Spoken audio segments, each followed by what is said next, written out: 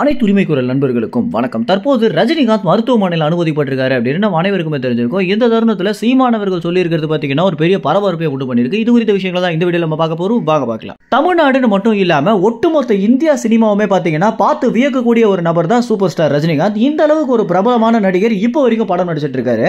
70 வயதுக்கு மேல ஆகி இருக்கக்கூடிய ரஜினிகாந்த் அவர்களுக்கு பாத்தீங்கன்னா உடல்ல சில பிரச்சனைகள் இருக்கு அப்படின்ற காரணத்தினால அப்போலோ மருத்துவமனையில் அனுமதிக்கப்பட்டிருக்காரு. அவருக்கு பாத்தீங்கன்னா மைனர் அறுவை சிகிச்சை நடக்கப்பட்டிருக்கு.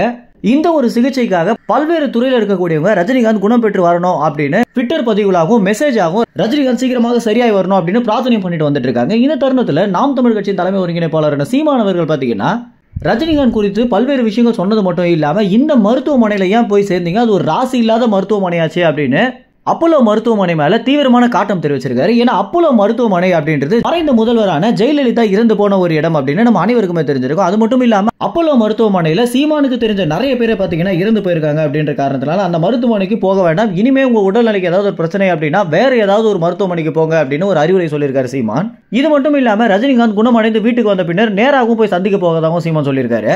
இந்த ஒரு தகவல் குறித்து என்ன நினைக்கிறீங்க அப்படின்ற உங்க கருத்துக்களை கமெண்ட்ஸ்ல தெரிவிங்க. நன்றி, வணக்கம்.